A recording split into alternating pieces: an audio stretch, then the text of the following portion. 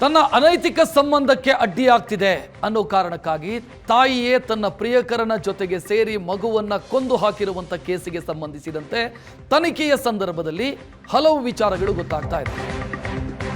ಮೋಹನ್ ಅನ್ನು ಅರೆಸ್ಟ್ ಮಾಡಿದ್ದಾರೆ. ಅಂದ್ರೆ ಪ್ರಿಯಾಂಕಾಳ ಪ್ರಿಯಕರ ಮೋಹನ್ ಅರೆಸ್ಟ್ ಆಗಿದ್ದಾರೆ. ಆತನನ್ನು ವಿಚಾರಣೆಗೊಳಪಡಿಸಿದಾಗ ಎಲ್ಲ ಸತ್ಯಗಳನ್ನು ಕಕ್ಕುತ್ತಿದ್ದಾನೆ ಆತ.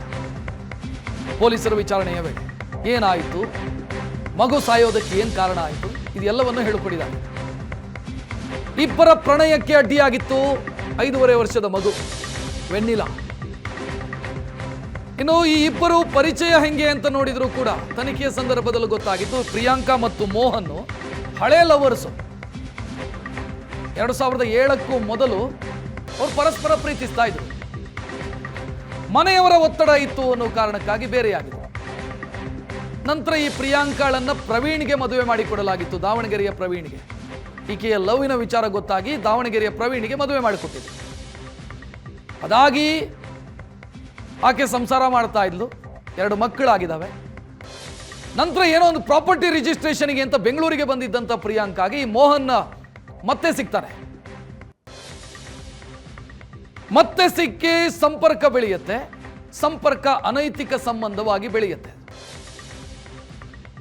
ನಂತರ ಗಂಡನನ್ನ ಬಿಟ್ಟು ಬಂದಂಥ ಪ್ರಿಯಾಂಕಾ ಈ ಮೋಹನ್ ಜೊತೆಗಿರ್ತಾಳೆ, 2ನೇ ಮಗುವಿನ ಜೊತೆಗೆ. 2ನೇ ಮಗು ವೆನ್ನಿಲಾ ತನ್ನ ಅನೈತಿಕ ಸಂಬಂಧಕ್ಕೆ ಅಡ್ಡಿಯಾಗಿದೆ ಅನ್ನೋ ಕಾರಣಕ್ಕಾಗಿ ಮೋಹನ್ ಮಗುವನ್ನ ಹೊಡೆದು ಬಡಿದು ಕೊಂದು ಹಾಕಿದ್ದಾನೆ. ಪ್ರಿಯಾಂಕಾಗೆ ಈ ವಿಚಾರ ಗೊತ್ತಿದ್ರೂ ಕೂಡ ಫುಡ್ ಪಾಯ್ಸನ್ ಅಂತ ಕತೆ ಹೇಳಿದಾಳೆ.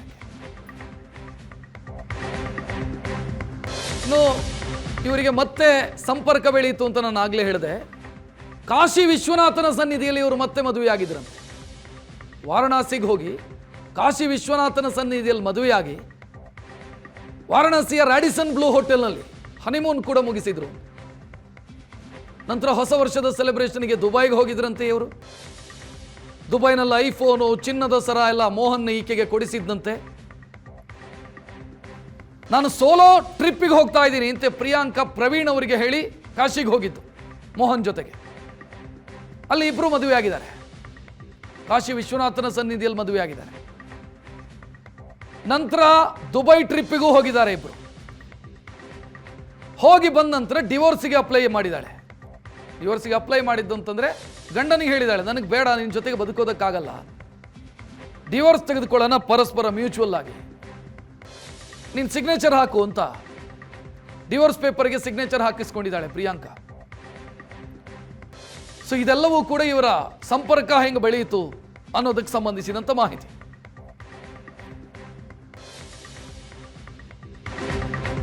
ಟೂರಿಗೆ ಹೋಗಿ ವಾಪಸ್ ಬರ್ತಾ ಇದ್ದಂತೆ ಡಿವೋರ್ಸ್ಗೆ ಪ್ರವೀಣ್ ಅವರಿಂದ ಸಹಿ ಹಾಕಿಸಿದ್ದಾಳೆ ಈಕೆ. ನಂತರ ಇವರಿಬ್ಬರು ಪ್ರಿಯಾಂಕಾ ಮತ್ತು ಮೋಹನ್ IVF ಮೂಲಕ ಮತ್ತೊಂದು ಮಗು ಮಾಡ್ಕೊಳ್ಳೋದಕ್ಕೂ ಕೂಡ ಪ್ಲಾನ್ ಮಾಡಿದ್ರಂತೆ. ಹಳೆ ಗಂಡನೂ ಬೇಡ, ಅವನ ಮಗುನೂ ಬೇಡ, ಹೊಸದಾಗಿ ಮಗು ಮಾಡ್ಕೊಳ್ಳೋಣ ಅಂತ IVFಗೆಲ್ಲ ಆಸ್ಪತ್ರೆಗೆಲ್ಲ ಹೋಗಿದ್ದಾರೆ. ಮಗುವಿನ ಬಗ್ಗೆ ಇದ್ದಿದ್ದಂಥ ಅಸಮಾಧಾನ ಏನು ಅಂತಂದ್ರೆ, ಮಗು ನಮಗೆ ಅಡ್ಡಿ ಆಗ್ತಿದೆ ಅಂತ, ನಮಗೆ ಸುತ್ತಾಡೋದಕ್ಕಾಗ್ತಿಲ್ಲ, ಈ ಮಗುವನ್ನು ಕಟ್ಕೊಂಡು ಓಡಾಡೋದಕ್ಕಾಗ್ತಾ ಇಲ್ಲ, ಕಿರಿಕಿರಿ ಮಾಡುತ್ತೆ ಮಗು. ಮಗುವನ್ನ ಹೆಂಗ್ ಕೊಂದೆ ಅನ್ನೋದನ್ನ ಕೂಡ ತನಿಖೆಯ ಸಂದರ್ಭದಲ್ಲಿ, ವಿಚಾರಣೆಯ ಸಂದರ್ಭದಲ್ಲಿ ಮೋಹನ್ ಹೇಳ್ಕೊಂಡಿದ್ದಾರೆ.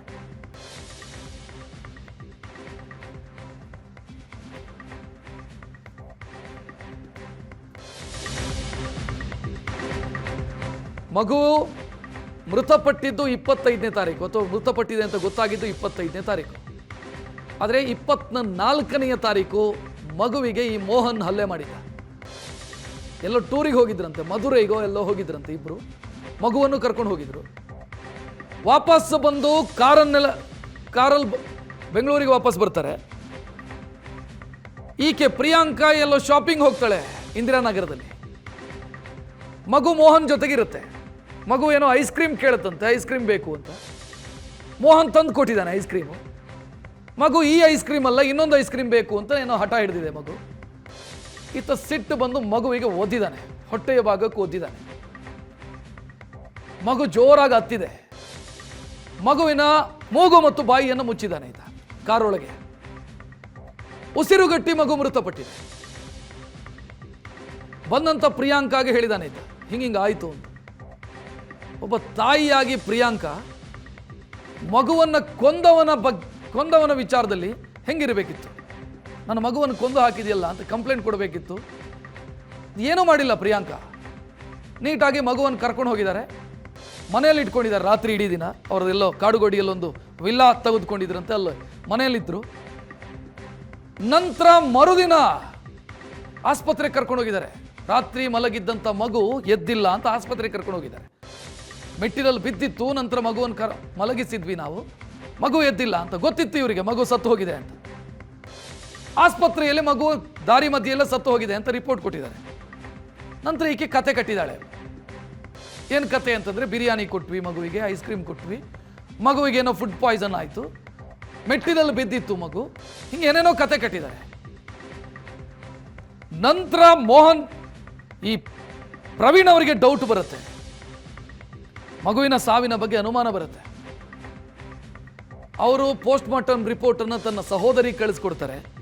ಅವರ ಸಹೋದರಿ ಡಾಕ್ಟ್ರು ಅವ್ರು ನೋಡಿ ಹೇಳ್ತಾರೆ ಕಾಸ್ ಆಫ್ ಡೆತ್ ಏನಿದೆ ಅದರಲ್ಲಿ ಮಗುವಿನ ಹೊಟ್ಟೆ ಭಾಗದಲ್ಲಿ ಬ್ಲೀಡಿಂಗ್ ಇದೆ, ಇದು ಹೊಡೆದು ಕೊಂದಿರೋದು ಅಂತ ಅವರು ಹೇಳ್ತಾರೆ. ನಂತರ ಕಂಪ್ಲೇಂಟ್ ಆಗುತ್ತೆ, ಲೋಕಾಯುಕ್ತಕ್ಕೆ ಹೋಗ್ತಾರೆ, ಕಂಪ್ಲೇಂಟ್ ಕೊಡ್ತಾರೆ. ನಂತರ ಗೊತ್ತಾಗಿದ್ದು ಮಗುವಿನದ್ದು ಅಸಹಜ ಸಾವಲ್ಲ, ಫುಡ್ ಪಾಯ್ಸನ್ನಿಂದ ಆಗಿರುವಂಥ ಸಾವಲ್ಲ, ಕೊಲೆ ಅನ್ನೋದು ಗೊತ್ತಾಗುತ್ತೆ. ಹೆಚ್ಚಿನ ಡೀಟೇಲ್ ನೀಡೋದಕ್ಕೆ ನಮ್ಮ ಪ್ರತಿನಿಧಿ ಹರೀಶ್ ನೇರ ಸಂಪರ್ಕದಲ್ಲಿ. ಹರೀಶ್, ಅನೈತಿಕ ಸಂಬಂಧಗಳು ಸಂಸಾರಗಳನ್ನು ಹೆಂಗೆ ಹಾಳು ಮಾಡುತ್ತೆ, ಜೀವಗಳನ್ನು ಹೇಗೆ ತೆಗೆಯುತ್ತೆ ಅನ್ನೋದಕ್ಕೆ ಸ್ಪಷ್ಟ ಉದಾಹರಣೆ ಅಂತ ಅನ್ಸುತ್ತೆ ಈ ಕೇಸು.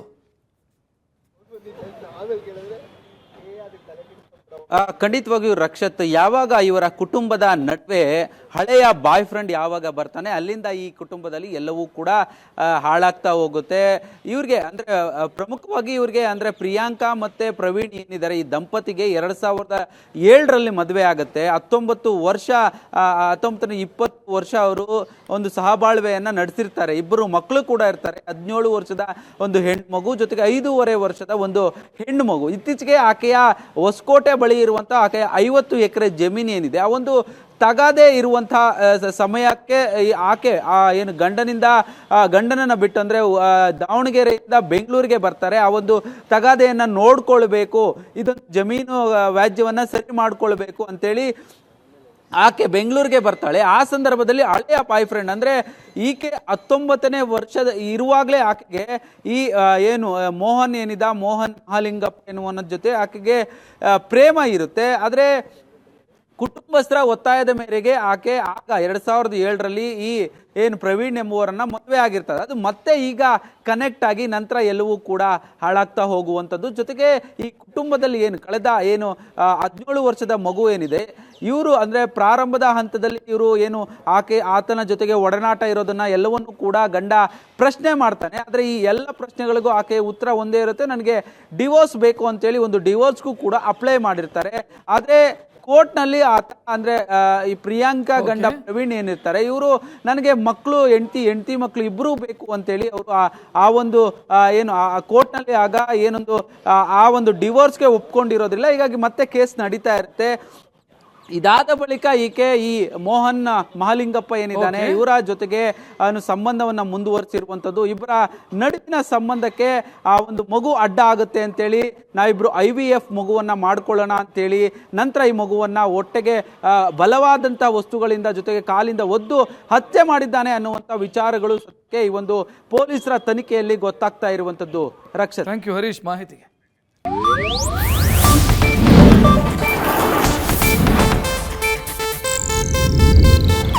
ಇದು ಏಷ್ಯಾನೆಟ್ ನ್ಯೂಸ್ ನೆಟ್ವರ್ಕ್ ಪ್ರಸ್ತುತಿ.